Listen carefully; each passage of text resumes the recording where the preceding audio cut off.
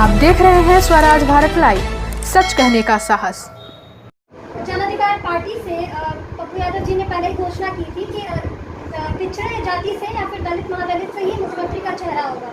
वो कब तक सामने आएगा, कौन होगा मुख्यमंत्री? ये हम लोग के नेता ने तो स्पष्ट कर दिया। जहाँ तक नाम का सवाल है तो इन्होंने चिराग पासवान का भी नाम लिया, इन्होंने शुरू में जीतन राम मांझी का भी नाम लिया, लेकिन जीतन राम मांझी चले गए नीतीश के साथ। फिर बाद में उन्होंने मीरा कुमार का भी नाम लिया। तो दलित वर्ग से इन्होंने तो 3 नाम ले ही लिया पहले, लेकिन अति पिछड़े वर्ग में ये अभी रिसर्च चल रहा है। हमारी पार्टी और हमारे नेता इस पर शोध कर रहे हैं कि किस आदमी को आगे बढ़ाया जाए। अगर दलित वर्ग से कोई चेहरा स्वीकृत नहीं होते हैं या अपने आप को मुख्यमंत्री के मैदान में अपने आप को स्वयं नहीं आहूत कर रहे हैं, ऐसी परिस्थिति में अति पिछड़ा समाज से भी हम लोग चाहते हैं। तो दलित और अति पिछड़ा समाज चूंकि मुख्य धारा से बहुत दिन तक वंचित रहा है और उनके अंदर भी राजनीतिक न्याय की बातें आ रही है, जो संविधान के प्रियम्बल में है, संविधान की मूल आत्मा है, सामाजिक न्याय, आर्थिक न्याय और राजनीतिक न्याय। तो जो दलित वर्ग के लोग हैं, अति पिछड़े वर्ग के लोग हैं, उनको भी राजनीतिक न्याय मिलना चाहिए, उनकी भी नंबर 1 की कुर्सी में हिस्सेदारी होनी चाहिए। इसलिए हमारे नेता ने संविधान की आत्मा के हिसाब से वंचित वर्गों के उचित प्रतिनिधित्व और उनको 1 नंबर की कुर्सी मिलनी चाहिए। इस हिसाब से उन्होंने ये मांग रखी है, उनकी आवाज़ है और ये आवाज़ मानवता को बचाने के लिए, सामाजिकता को बचाने के लिए और राजनीतिक परिस्थितियों को भी बचाने के लिए बिल्कुल प्रासंगिक है और समयानुकूल है। सर, जैसे कि आप संविधान की बात कर रहे हैं, तो बहुत सारे संविधान में जो दलित लोग हैं, हरिजन लोग हैं, तो उन्हें तो रिजर्वेशन मिलता है, बहुत सारी सुविधाएं भी दी जाती हैं और बल्कि सबको समानता का अधिकार रखा गया है। तो आपको ऐसा क्यों लगता है कि वो राजनीतिक में वो पिछड़े हो चुके हैं और उनको वो नहीं मिला पा रहा है? तो आप लोग उनका उद्देश्य आपका है कि इस बार दलित ही नेता बने? देखिए, संविधान में प्रतिनिधित्व का क्या अर्थ होता है? संविधान में नंबर 1 की कुर्सी पर कोई व्यक्ति चाहता है तो वह न केवल अपने परिवार का बल्कि अपने पूरे समाज का, अपनी जाति के साथ साथ अपने जाति के लायक विभिन्न दूसरी जातियों को भी, पूरी कम्युनिटी को वो रिप्रेजेंट करता है। उसके लोग राजनीतिक तौर पर अपनी महत्वाकांक्षा को प्रबल बनाते हैं, उनके अंदर में एनर्जाइज होते हैं हुए, उनका मानसिक मनोबल बढ़ता है, जिससे उनकी आत्म सुरक्षा बढ़ती है, सामाजिक सुरक्षा बढ़ती है, उनको कुछ कर गुजरने की हिम्मत आती है, वे आर्थिक तौर पर स्वतंत्र होते हैं। राजनीतिक तौर पर तो उनको जब महत्वाकांक्षा पूरी होती है तो वो आर्थिक तौर पर स्वतंत्र होने लगते हैं। इसलिए जरूरी है, और वर्षों से आप हिंदुस्तान का कोई ऐसा राज्य बताइए जहाँ पर दलित वर्ग के लोग, नॉर्थ ईस्ट को छोड़ करके, नॉर्थ ईस्ट में तो सारे लोग ट्राइबल होते ही हैं, उधर हो जाते हैं, तो इधर मैदानी क्षेत्रों में कोई ऐसा राज्य नहीं है जहाँ पर दलित मुख्यमंत्री। यानी आपको लगता है कि इस बार अगर हम दलित को देते हैं तो विकास की लहर जरूर आएगी? हर क्षेत्र में, बिल्कुल आएगी।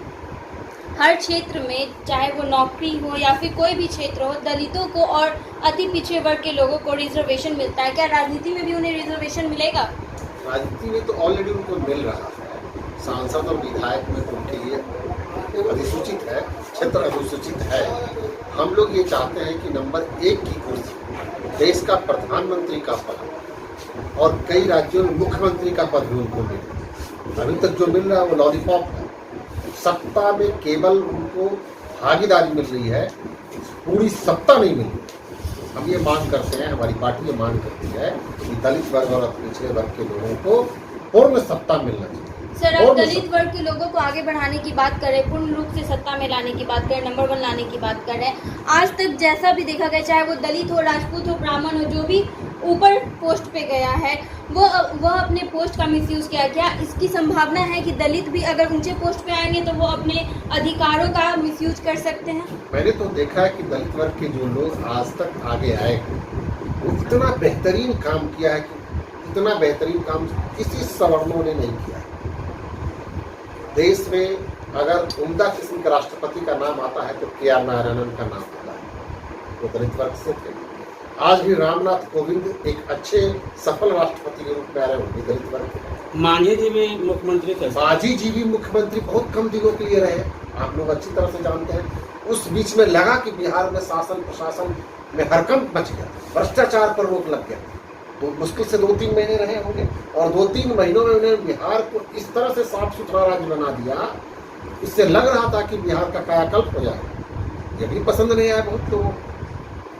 तो दलित वर्ग के लोगों के अंदर में वो हुनर होता है, वो कोई भी काम, ये आर्टिजन क्लास के लोग होते हैं, दलित और अति पिछड़े वर्ग के लोग, हर बिरादरी का कोई विशेष गुण होता है, वो बहुत स्किल्ड होते हैं, वो बाई बॉर्न स्किल्ड होते हैं।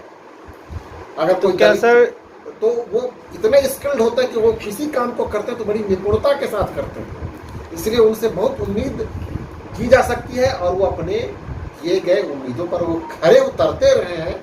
इसलिए मुझको भरोसा है कि अगर इन लोगों को आगे लाया जाएगा तो समाज में जो विषमता की खाई है वो पाट सर, जब आपकी सरकार आएगी तो क्या आप सभी विभाग के जो प्रमुख होंगे उनको दलित ही को चुनेंगे? ये मैं कहाँ कह रहा हूँ सभी विभागों में। उसके बाद तो विभागों में तो फिर वो सरकारी अपना नीति नियमों के हिसाब से चलेगा।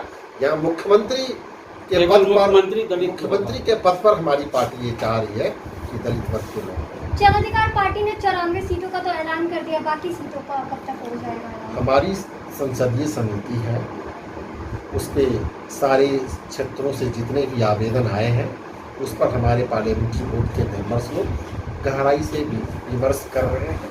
मौका आने पर इन सभी चीज़ों की खुलासा कर दिया। महागठबंधन में लगातार जो है वो खिटपिट चल रहा है। अभी रघुवंश प्रसाद सिंह ने भी जो है इस्तीफा दे दिया है। रालोसपा को भी जो राजद है वो भाव नहीं दे रही, इस पर आप क्या कहना चाहते हैं? महागठबंधन तो नाम का महागठबंधन, यहाँ तो का गठबंधन ही नहीं हो रहा था, महा कहाँ से होगा? वहाँ तो महागठबंधन हो रहा है। वहाँ पर आपस में काफी टकराव है। वो तो स्वार्थ जनित गठबंधन था जो टूटना ही था, कोई सिद्धांत परक गठबंधन तो हो नहीं रहा था। तो वो तो सर कोऑर्डिनेशन कमेटी के कारण टूटा ना, जो 3 महीने से नहीं बन पा रहे थे। कोई कोऑर्डिनेशन ही नहीं है तो कमेटी कहाँ से बनी? किसी भी दल में कोई कोऑर्डिनेशन नहीं है, कोई थियोरेटिकल अलायंस नहीं है। किसी थ्योरी से, किसी सिद्धांत से ना एक दूसरे को आप जोड़ेंगे। सब लोगों का अपना अपना सेल्फिश थ्योरी है। इसलिए सर आज क्या वजह उत्पन्न हो गई है, जैसे कि पूरा देश में आज कोई ऐसा जाति नहीं है जिसका संगठन नहीं है। आखिर मतलब हर जाति का एक अलग अलग संगठन मतलब खड़ी हो गया। ये मैं ठीक मानता हूँ, अच्छा है। जाति जो है समाज की सच्चाई इससे है। ये साबित होता है, जाति जो है समाज की सच्चाई है। जी, व्यक्ति धर्म बदल सकता है, जाति नहीं बदल सकता। और जाति के आधार पर लोग को इज्जत और जिल्लत मिलती है। जाति के आधार पर ही इज्जत और जिल्लत मिलती है। तो जाति के आधार पर अगर लोग यूनिफाइड हो रहे हैं, एकीकृत हो रहे हैं, एकताबद्ध हो रहे हैं, तो वो ठीक हो रहा है, उनकी पहचान बन रही है। वो अनरिप्रेजेंटेड नहीं रहेंगे, वो कहीं ना कहीं अपने आप को रिप्रेजेंट कर रहे हैं। वो कहीं ना कहीं एक दूसरे से जुड़ करके समाज की मुख्य धारा में आने का जद्दोजहद कर रहे हैं। तो बिहार की जो चुनाव इस बार जो होने वाला है, क्या विकासवाद से ज्यादा जातिवाद पे होगा? जातिवाद से इसका मतलब ये नहीं, जातिवाद सिर्फ हम रिप्रेजेंटेशन के लिए कर रहे हैं। समाज की बहुत सारी ऐसी जातियां हैं जो आज तक सदन का मुंह नहीं देखा है। संख्या में बहुत है और संख्या में अधिक होने के बावजूद भी सदन का मुंह नहीं देख रहा है उस समाज का लोग। क्या उसको सदन में जाने का अधिकार नहीं है? क्या किसी खास वर्ग के लोग 25, 30, 90, 100 की संख्या में सदन में पहुंचते हैं? लेकिन जो संख्या में कम है उसमें विद्वता है, उसमें कार्यक्षमता है, राजनीतिक समझ ज्यादा है, लेकिन वो संख्या में कम होने के कारण वहाँ नहीं पहुँच रहे हैं। हम गणतंत्र की बात करते हैं, गणतंत्र के साथ साथ गुणतंत्र भी लागू होना चाहिए। तो सर गुण के आधार पर भी लोगों को, न केवल जाति के आधार पर बल्कि गुण के आधार पर भी लोगों को आगे आना चाहिए। जो कम संख्या में जो जातियां हैं, खासतौर पर अति पिछड़ी वर्ग की बिरादरी के लोग, वो इतने स्किल्ड होते हैं, वो इतने गुणवान होते हैं, वो जाएं तो बहुत अच्छा काम कर सकते हैं। एक बहुत अच्छा बर्तन बनाने वाला आदमी हो सकता है बिहार को बहुत अच्छा बना दे। एक बहुत अच्छा जूता सिलने वाला आदमी हो सकता है बिहार को बहुत अच्छा से सिल सके। सर आप बोल रहे हैं कि मतलब निचले जो कास्ट के होते हैं वो बहुत स्किल होते हैं। बिल्कुल होते ही हैं। ठीक, स्किल होते हैं सर, तो एजुकेशन में उन्हें बांटा क्यों जाता है? हम भी उतना ही पढ़ रहे हैं, वो भी उतना ही पढ़ रहे हैं, फिर भी जाति के आधार पर नंबर क्यों दिया जाता है? जाति के आधार पर फिजिकल क्यों नापा जा रहा है सर? ये यहाँ तक कि जाति के आधार पर वैकेंसीज भी निकाली जाती हैं और SC, ST और OBC को बहुत कम वैकेंसीज दी जाती हैं और ज़्यादातर वैकेंसीज जनरल को दी जाती हैं, लेकिन फिर एक समान क्यों नहीं दी जाती है सर? और हल्ला करते रहते हैं कि रिजर्वेशन के कारण ये नौकरी नहीं आपने मिलती है। बहुत ही सुंदर क्वेश्चन उठाया है। अभी जब आर्थिक रूप से पिछड़े लोगों को, खासतौर पर सवर्ण लोगों के लिए जब 10% का आरक्षण होगा तब कोई बवाल नहीं होगा। किसी पिछड़ी जाति के लोगों ने, किसी दलित जाति के लोगों ने, किसी अति पिछड़े के लोगों ने विरोध नहीं किया। जब 10%, 15% जिनकी आबादी है उनको 10% रिजर्वेशन दिया गया, और जो लोग 90%, 85% जो लोग हैं उनको दिया जा रहा है 49% आरक्षण दिया जा रहा है। तो जब इनको आरक्षण 27% आरक्षण मिला पिछड़ी और अति पिछड़े वर्ग के लोगों को, मंडल कमीशन के समय आपने देखा कितना बवाल हुआ था। पूरे देश को जला करके इन्होंने समाज को बांट करके पूरे सामाजिक सौहार्द को तार तार कर दिया था इन्होंने। आज हम धन्यवाद देना चाहते हैं पिछड़ा वर्ग के लोगों को। उन्होंने देश में जब आर्थिक रूप से पिछड़े सवर्ण लोगों को जब आरक्षण दिया गया, उनके जनसंख्या से ज्यादा मात्रा में आरक्षण दिया गया, तब इन लोगों ने उसका सम्मान किया। ये पहले कहते थे कि जो पिछड़े वर्ग के लोग हैं, जो दलित वर्ग के लोग जो आरक्षण से डॉक्टर इंजीनियर बनते हैं, तो जो उनके वजह से पुल टूट जाता है, वो अस्पताल में ऑपरेशन करते समय कैंची छोड़ देते हैं। लेकिन आज तक जितने पुल टूटे हैं, इसकी अगर जांच हो जाए तो पता चलेगा कि ये लोग कौन वर्ग से आते हैं। जो लोग पेट में छुरी और चाकू छोड़ते हैं, इसकी जांच हो जाए तो पता चल जाएगा कि कौन लोग वो छोड़ रहे हैं। अब जो उन लोगों को 10% आरक्षण मिलेगा तो क्या, अब क्या होगा? जब पहले से जो आरक्षण हो रहा था उसमें गुणवत्ता का अभाव का वो लोग प्रश्न पैदा करते थे। क्या आप सारे ज्ञानी लोग आ जाएंगे क्या? इस मेरा क्वेश्चन है, सारे ज्ञानी लोग आ जाएंगे क्या? हम ये मांग करते हैं कि आरक्षण नीति जो है अभी भी ये दोषपूर्ण है। जिसकी जितनी संख्या है उसको उतनी हिस्सेदारी मिलनी चाहिए। 85% आदमी को 85% आरक्षण मिलना चाहिए। क्या शिक्षा के क्षेत्र में आरक्षण जो है वो रहना चाहिए? शिक्षा के क्षेत्र में, शिक्षा के क्षेत्र में भी रहना ही चाहिए। अच्छे बच्चे न केवल पिछड़े वर्ग में हो रहे हैं, सभी वर्गों में हो रहे हैं, लेकिन पिछड़े वर्ग के लोगों को धन का अभाव होता है, सुविधा का अभाव होता है, इसलिए अच्छे इंस्टीट्यूशन में नहीं जा पाते।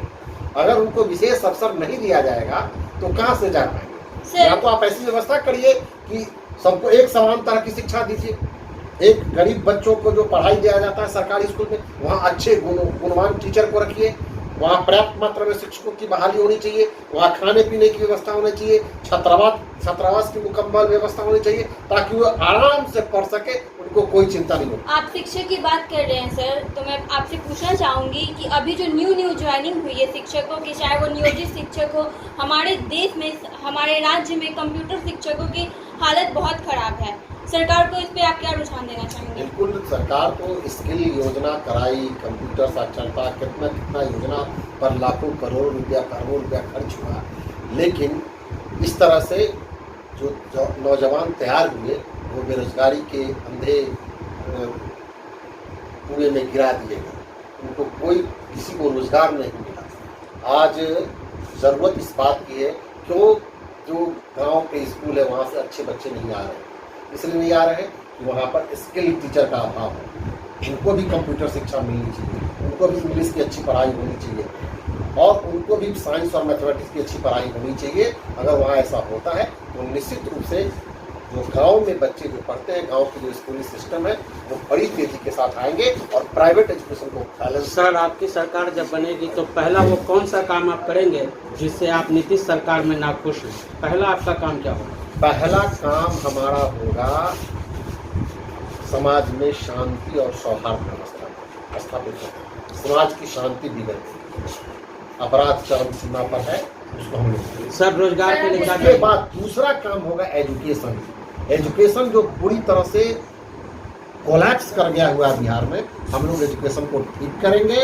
और उसके बाद तो हमारा दूसरा ध्यान होगा हेल्थ पर, और तीसरा ध्यान होगा कि जितने भी गरीब लोग हैं उनको अपनी जमीन पर पक्का मकान दे करके एक बढ़िया छत उनको देंगे।